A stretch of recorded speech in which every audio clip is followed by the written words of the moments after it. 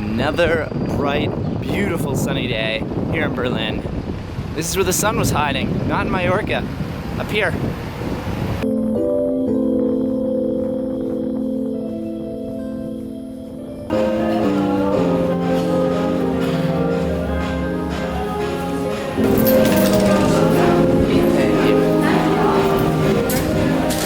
These $1.50 sandwiches, I love them.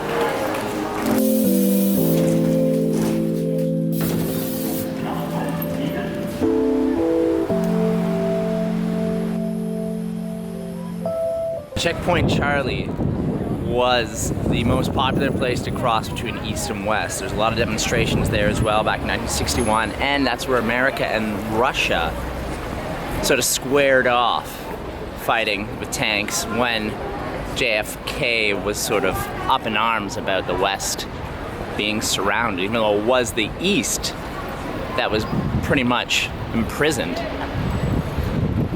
So I don't know if you can see this, but the red is the wall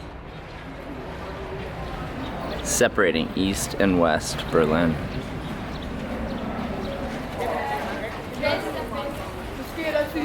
The beginnings of Checkpoint Charlie right here. So the East Berlin population, they didn't choose their communist government. It was installed there by the Soviet Union. From 1949 to about 1961, you had 2.5 East Berliners escaping to West Berlin. In 1952, East Berlin separated from West Berlin, and they actually had this 5-kilometer wide no-go zone, but that wasn't working. People were still escaping, so that's why, for fear of an economic collapse, they had to prevent them from escaping by force, and that's why they put up the wall in 1961. So it was against all of East Berliners. I mean, they didn't want this whatsoever. That was the worst thing possible, separating a city like this, separating a country. So this guy right here, Peter Fechter, 18 years old, tries to escape with his colleagues. His colleagues escape. He gets shot a bunch of times.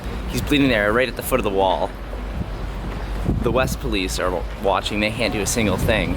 He's sitting there for hours upon hours until finally the Eastern police come over and they just carry him away.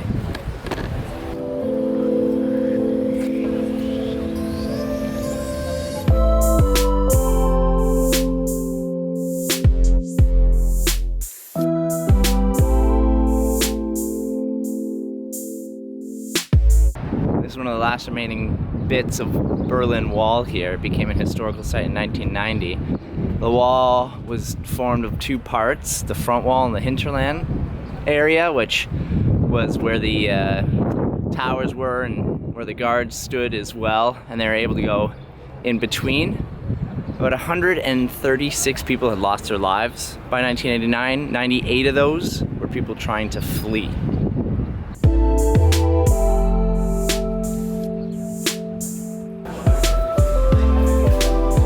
So I just stepped into the Topography of Terror, the historical site that shares the information from 1933 to 1945, Hitler's reign to power and what he did with that power.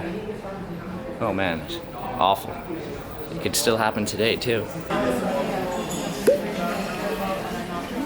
As soon as Hitler was appointed the Reich Chancellor, he immediately demolished the Weimar democracy, which existed before, demolishing rights of freedoms and the rights of freedom of press, pluralism, federalism, you name it, everything squashed, and it became a one-nation party, and that was the Nazi Party.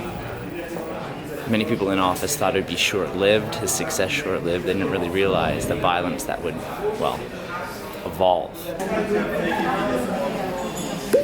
Definitely a really, really cool museum to check out, the Topography of Terror. Really nicely laid out. A lot of great pictures, a lot of good information. And the best thing about it, it's free.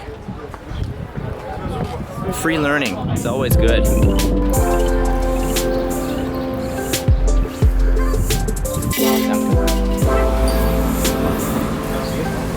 One of the best tasty treats is currywurst. Basically curry and ketchup on a delicious sausage. Can't go wrong.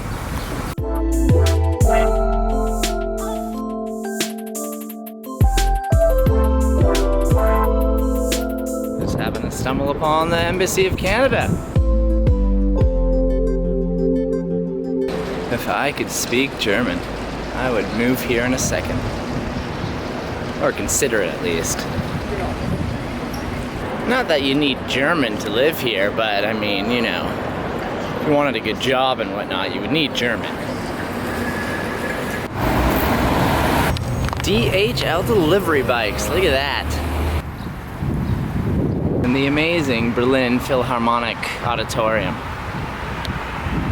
Beautiful architecture with that building.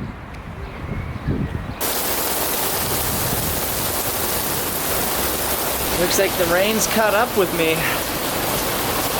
I'm going in.